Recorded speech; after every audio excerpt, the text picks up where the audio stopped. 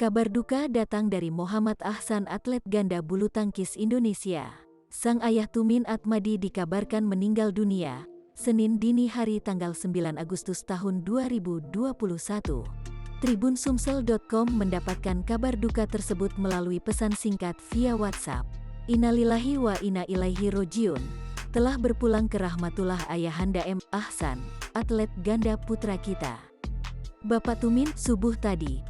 Semoga amal dan ibadah almarhum diterima Allah Subhanahu wa Ta'ala. Husnul Khotimah.